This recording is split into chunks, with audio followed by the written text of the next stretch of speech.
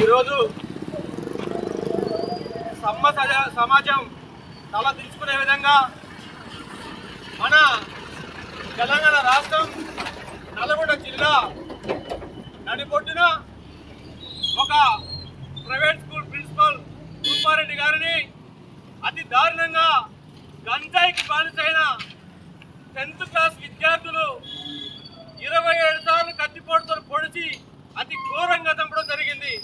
దాన్ని నిరసిస్తూ ఈరోజు మన చిత్రపాలెం మండల కేంద్రంలో యావత్ ప్రజాయుతంగా అదేవిధంగా యూత్ పరంగా దీన్ని తీవ్రంగా ఖండిస్తూ ఈ గంజాయి మత్తులో ఉన్న యువత మేల్కొని ఇప్పటికైనా మీ భవిష్యత్తును కాపాడుకోండి, గంజాయి దూరంగా ఉండండి, మీ కుటుంబాలని మీరు రక్షించుకోండి.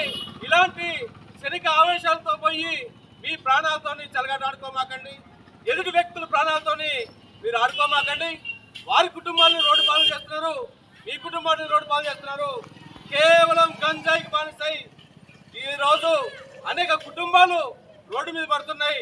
దయచేసి రాష్ట్ర ప్రభుత్వం కూడా ఇలాంటి సంఘటనలను పునరావృతం కాకుండా చూడాలని ఏకంగా ఒక ప్రైవేట్ స్కూల్ ప్రిన్సిపల్ రూపారెడ్డి గారికే ఈరోజు విద్యార్థులు ఈ విధంగా చేశారంటే ఈరోజు ప్రైవేట్ స్కూళ్ళల్లో కానీ ప్రభుత్వ స్కూళ్ళల్లో కానీ ఈరోజు పాఠాలు చెప్పే పంతుల పరిస్థితి ఏంది, టీచర్ల పరిస్థితి ఏంది, ఎలా ఉంది రక్షణ, ఏ విధంగా ఉంది రక్షణ?